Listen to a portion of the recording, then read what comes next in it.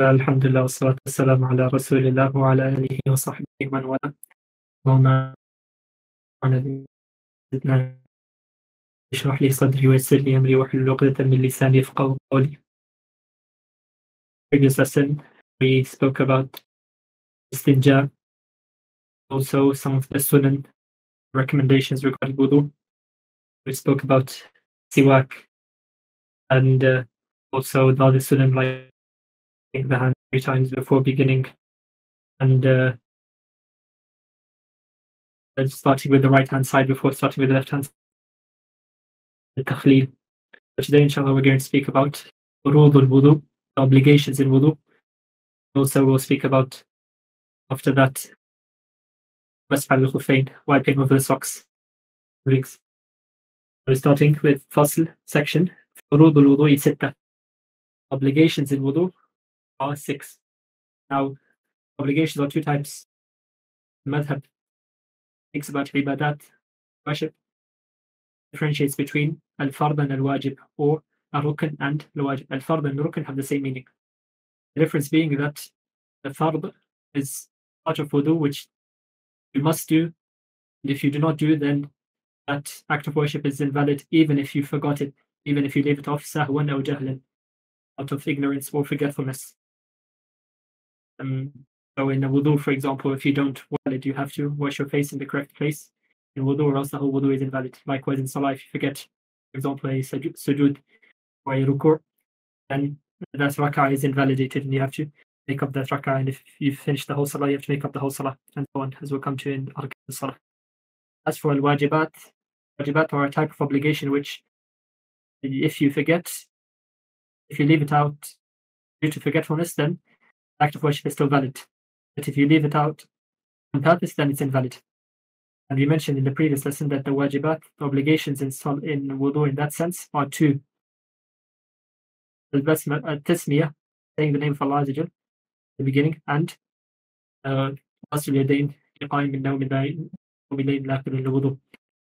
the hands 3 times for a person who was sleeping in the night.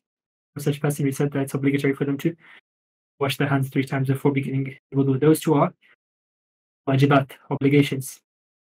If a person leaves them off on purpose, according to the madhab, the wudu is not valid. If they leave it off out of forgetfulness, then it's still valid. Other type is, as I was saying, the wajibat, person leaves them off out of forgetfulness, then it's valid. While the wudu is still valid. If they leave it off on purpose, then it's invalid. As for the furud, even if they leave it off accidentally, then it's still invalid. This is furud al-wudu sitta. There are 6 furud. Furud is plural of fard in wudu. 6 things which a person must do in the wudu for it to be valid. It says غسل الوجه ومنه فم وأنف.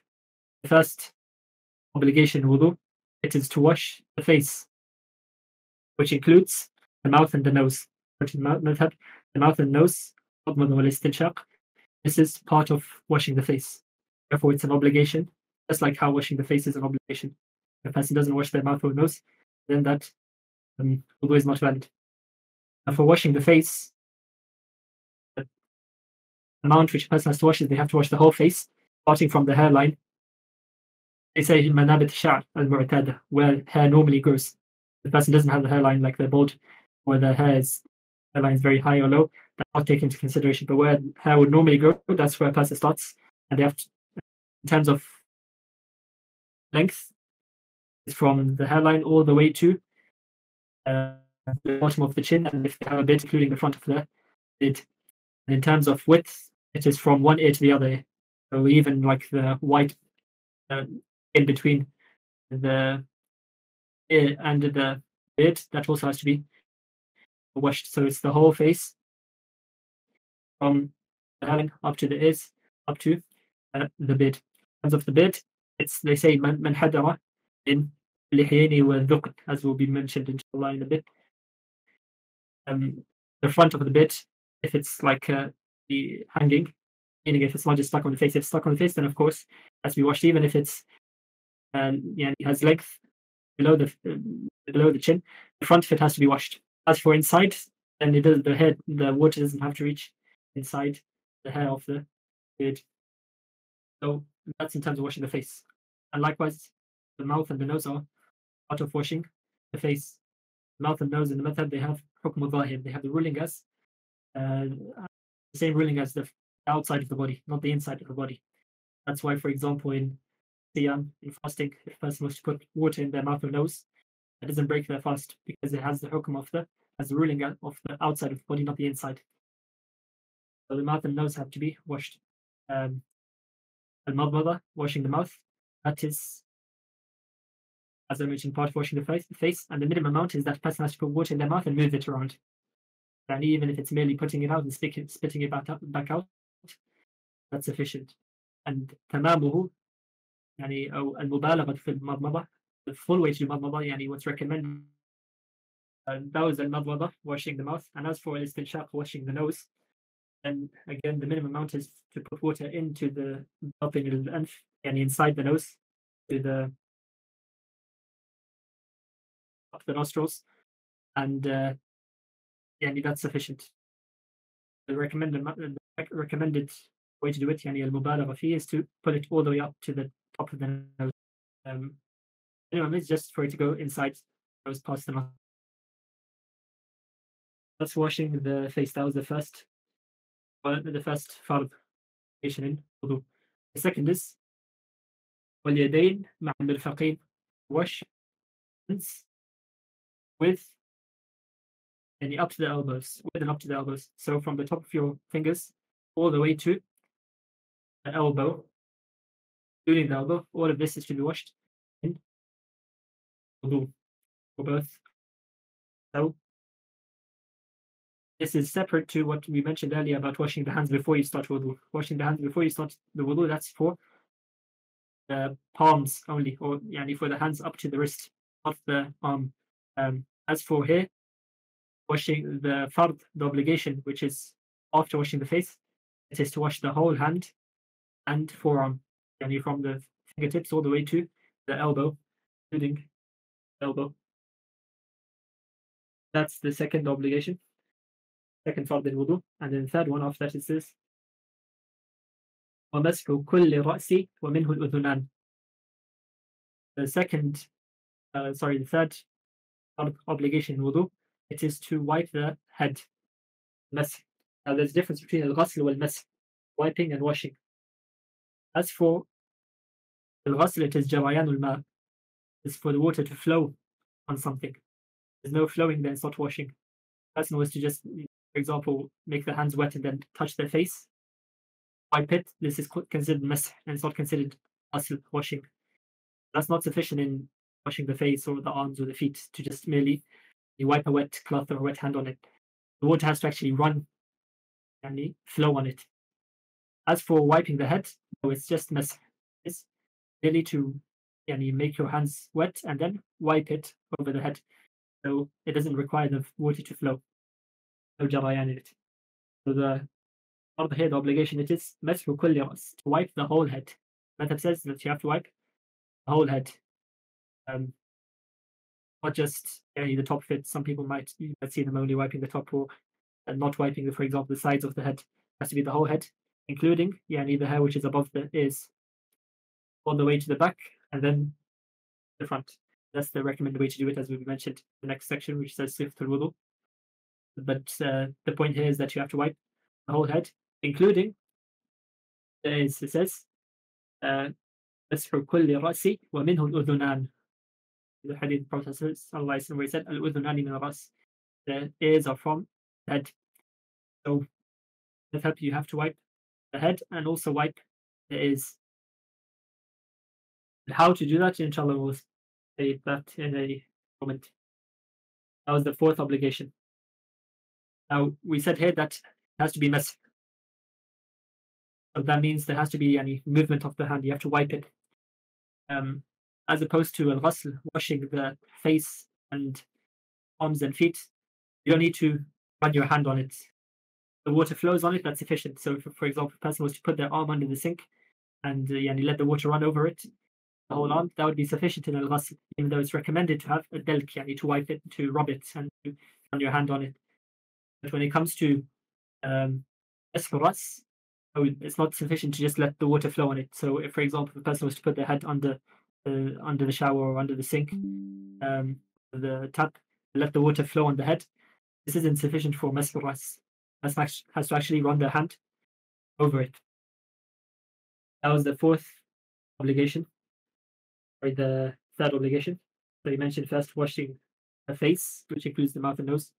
Second, we mentioned washing the hands or the arms, from the tips of the fingers all the way to the elbow. The third was wiping the head, which includes wiping. There is the fourth obligation, it is وغسل الرجلين مع الكعبين. Wash the feet, including the ankles. From your toes all the way to the ankle, including it, that has to be washed for the feet.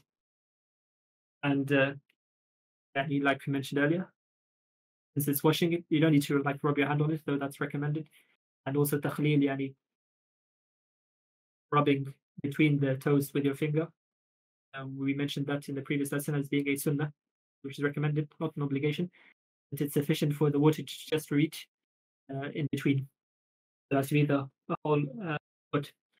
So if water is not reaching in between the toes of the foot, that's not sufficient. Because there has to be the whole foot which is being washed, which includes the gaps between the toes. Now, those were the first four obligations. Now, there's two more left, which are the tartib, order. That these body parts have to be washed in order.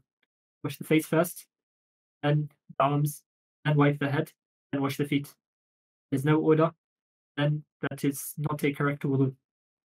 The evidence for that is because in the Quran, it mentioned, as for us, wiping the head in between, غسل اليدين والرجلين, washing the feet and washing the arms. So that shows that if it wasn't necessary to do it in order, then it would have just said, أغسلوا وجوهكم وأيديكم إلى المرافق. Then it wouldn't have said فامسحوا برؤوسكم. They would just say وأرجلكم, then say فامسحوا برؤوسكم at the end. It specifically mentioned wiping the head in between washing the face, or washing the arms and washing the feet, shows that there has to be order in it. That's a tartib. The order which is obligatory is these four being done in order. Face first, then arms, then wiping the head, then washing the feet. As for in between these four, and it's tartib, which is mustahab, and ordering, which is recommended, which is to, for example, wash the mouth and nose, al-madl wal-istinshaq, before washing the rest of the face. That's not necessary. It's not an obligation. You can wash the rest of the face and then wash the mouth and nose at the end. Washing the rest of the face before washing the arms. Because it's all considered one obligation, which is to wash the face. The sunnah way to do it is to wash the mouth and nose first, then to wash the rest of the face. And likewise, in terms of washing the right arm before the left arm, recommended to wash the right arm first, then the left arm. But if you were to do the opposite, it's fine. Likewise, it's recommended to wipe the head first, then the ears. If the person was to wipe the ears first, then the head, that's also fine. So the obligation in tartib, in ordering, it is to wash the face, including mouth and nose, then arms up to the elbows, then wiping the head, including the ears, then washing the feet up to and including ankles, in this order. And the last obligation, fard in wudu, the sixth one, it is muwala. That these obligations mentioned have to be done in order. Meaning that, sorry, not in order, that was tartib. They have to be done in succession. Muwala. So if you leave a long gap in between washing the different parts of the body, then this can invalidate wudu.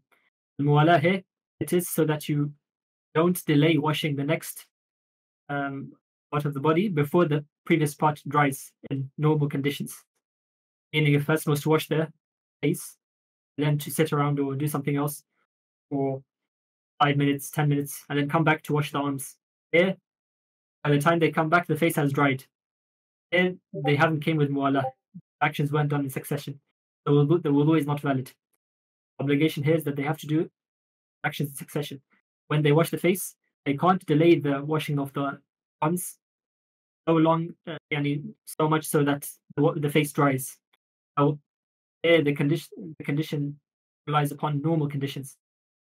So if a person's, for example, in the hot sun, the face dries very quickly in 10 seconds, then that doesn't matter. And the taqdeer here is how long it would normally take for the face to dry. So some say it's around like 3 minutes. So if a person was to delay any part of the wudu part after the previous part for more than 3 minutes, then they would say that they haven't done wala here, so then the wudu would not be valid. As for if a person is busy doing the wudu, taking long, for example, if they're being very careful in washing the face, whether they wash every part, or they're doing some sunnah of the wudu, such as, for example, takhleel lihi and so on, that's what takes the time and that's what makes them take longer, that's fine, because they're still busy doing wudu. Problem is if they leave off doing wudu or start doing something which isn't part of the recommendation wudu, it's not obligation or recommendation, so it doesn't have anything to do with wudu, then if that delay is so long so that the previous part of the body would have dried, that makes the wudu invalid. Those were the 6 obligations for wudu. Washing the face, washing the arms, including the hands, wiping the head and face, washing the feet, then at-tartib, doing those 4 things in order, and muwala, doing them in succession. And it says, وَيَسْقُطَانِ مَعَ غُسْلٍ. These last 2, tartib, order, and muwala, succession, يَسْقُطَانِ, they don't apply in ghusl.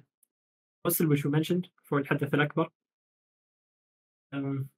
that does not require order, nor does it require for the parts of the body to be washed in succession. This is only an obligation in wudu, not in ghusl. So those were the furud of the wudu, the obligations of wudu. Then it says, وَالنِّيَّةُ شَرْطٌ فِي كُلِّ عِبَادَةٍ مِنْ طَهَارَةٍ وَغَيْرِهَا. As for the conditions of wudu, the muallif, the author, only mentioned one condition, which is niyyah. And then there's actually in the method 8 conditions. The other conditions are quite basic and they can be understood from what we mentioned earlier. I'll mention them in anyway. So the condition mentioned here is an-niyyah, that the person has to have intention for wudu. It says, وَالنِّيَّةُ شَرْطٌ فِي كُلِّ عِبَادَةٍ.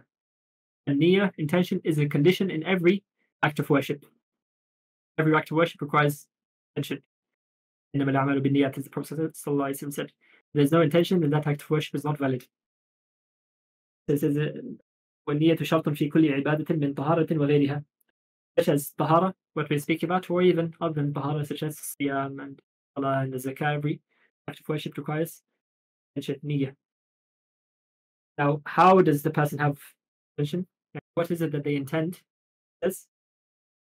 Sifat al-wudu here is going to describe how wudu is done step by step.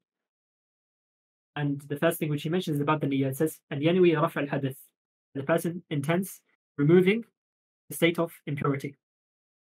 The intention, it can be one of 3 things, and each one of them is a valid intention. They all have the same meaning. First is yanwi raf' al-hadath. If the person intends from the wudu, they are removing state of impurity from themselves. That's what they actually intend. They're going into the wudu thinking that I'm in a state of impurity. I want to remove that impurity and become in a state of purity.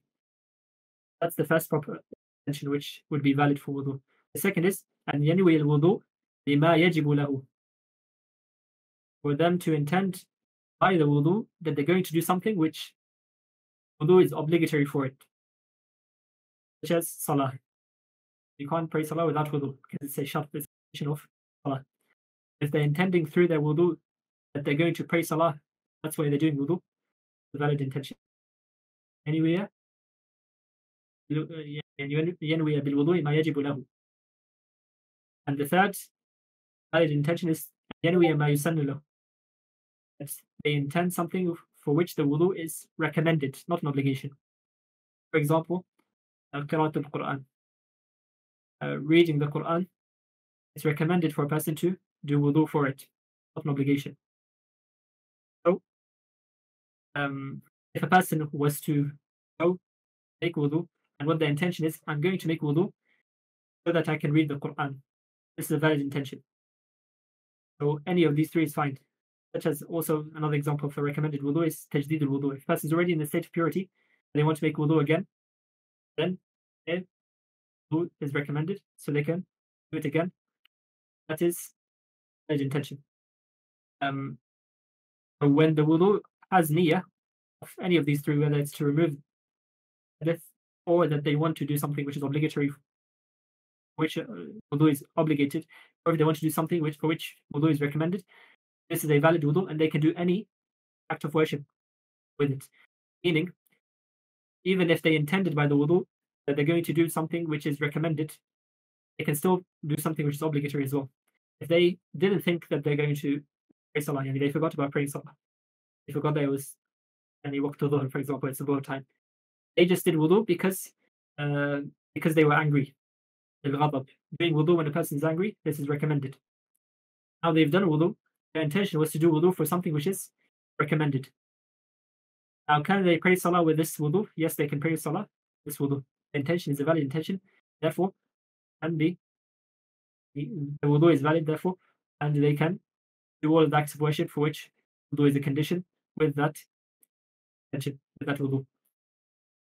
Now, it's not the case that because they only intended to do wudu for the sake of reading the Quran, for example, they can't pray Salah with it. No, they can still pray Salah with it. This is different to the issue of tayammum. When it comes to tayammum, it's a bit different in wudu. As long as there's a valid intention, that wudu can be, and it's valid, it does rafa al-hadith, it removes the state of impurity, and any act of worship which requires wudu can then be done.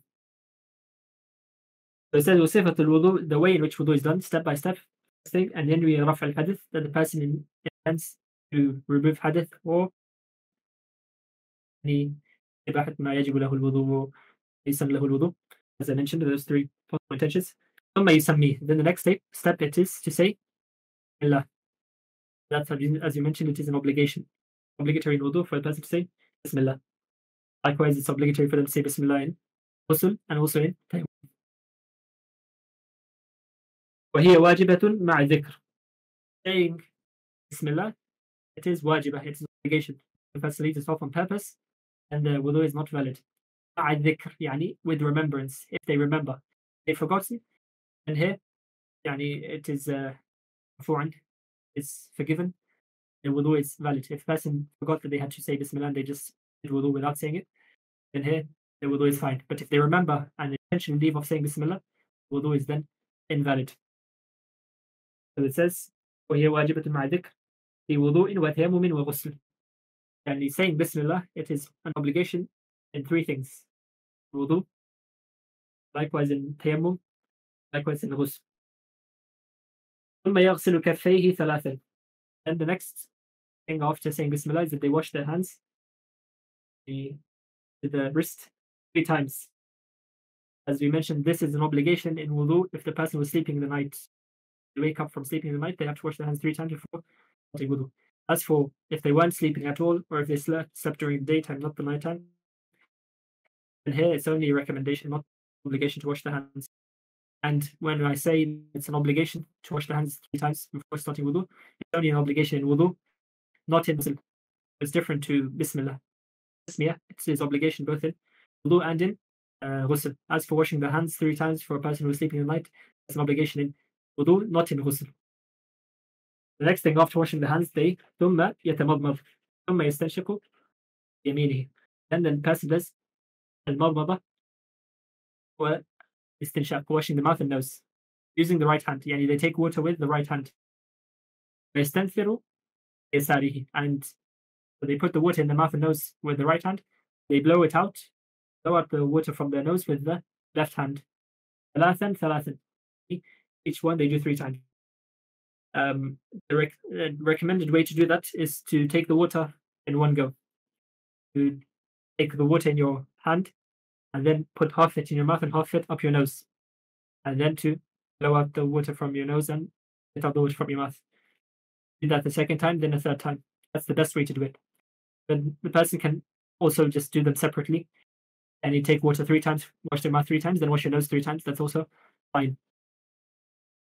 ثم يغسل وجهه.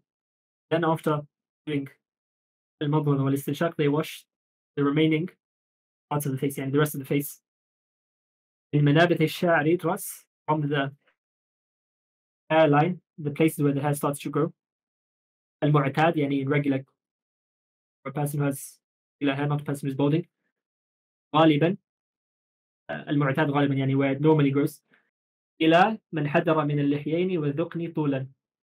And in terms of length, I mentioned you start from the place where the hair starts to grow down to the من حدر اللحيين والذقن, يعني what is below the jaw and the chin. Meaning if that has a beard, that includes also the front of the beard. If it don't, then it's just the bottom of the chin. That's in terms of length. من الأذن إلى الأذن عرضا. And in terms of width, it is from one ear to the other ear. So the person has to wash the whole face like that. ثم يديه مع المرفقين. Then after washing the face, they wash يديه and the two hands مع المرفقين up to and including the elbows. ثلاثا مع أظفاره, 3 times. Each hand is recommended to wash 3 times. Doing all of these washing 3 times, that's a recommendation, it's not an obligation. The minimum amount is the person washes it 1 time. Washing your face 1 time, washing your arms 1 time, washing your feet 1 time, that's sufficient. Doing it twice or thrice, that is recommended. Okay? It says ثم يديه مع المرفقين ثلاثا مع أظفاره. You wash your arms 3 times, including up to the nails. Even if the person has a long nail, all the way to the elbow. It says ولا يضر وسخ يسير تحت ظفر ونحوه. If يعني does the person have to wash below, inside the nose, if there's, for example, dirt that's prevents them from doing wudu. In wudu, the water has to reach the skin. So, for example, if there's dirt beneath the nails, does this prevent them from having a valid wudu? No, it doesn't. It says ولا يضر وسخ يسير. There's a small amount of dirt, grime or something like that, under the nails or similar places such as the nose, or other than that, maybe under the eyelids and so on. Even though that technically prevents the water from reaching that spot, it's fine because it is wasakhun yasir. It's a small amount, which is hard to avoid. So it says ولا يضر وسخ يسير تحت ظفر ونحوه. If there's a small amount of dirt or grime under the nails or similar to that, then that does not harm the wudu. Then it says ثم يمسح كل رأسه مع أذنيه مرة. Then after that, the person wipes the whole head مع أذنيه مرة, including the ears, 1 time.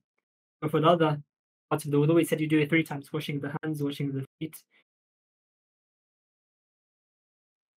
up to the neck, and then back to the front. In one swift motion, you go all the way to the back of the head, up to the neck, and then all the way back to the front, to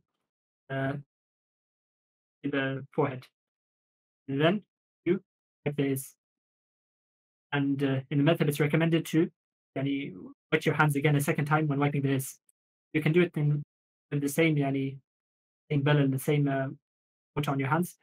You did it for your head, but it's recommended to you wet your hands again, then to wipe your ears. Wiping the ears, person wipes the back of the ears with the thumbs, wipes the front of them with the index fingers. And you have to wipe the whole ears, all of the ears, the whole of it, just as how you have to wipe the whole head. That's the recommended way to wipe the head and ears, and it's recommended to do just once or 3 times. Then it says ثم يمسح كل رأسه مع أذنيه مرة ثم يغسل قدميه 3. And then the person, after having washed washed their feet 3 times, and again recommend to start with the right hand side, then the left hand side, also to wipe between the toes. After doing that, ثم يقول بعده, after having done wudu, the person says وبعد التيمم من الغسل. Likewise, if they've wudu, but the same thing applies for ghusl and tayammum. The person finishes, it's recommended to say this hiccup, which is أشهد أن لا إله إلا الله وحده لا شريك له وأشهد أن محمدا عبده ورسوله. That's the recommendation to say at the end of wudu and also at the end of tayammum and ghusl. Now, that was, so we mentioned the furu of the wudu, obligations in wudu. Likewise, we mentioned the sunan in the previous lesson, the recommendations, and we mentioned the sifah, yani the way in which it's done, the whole step-by-step and description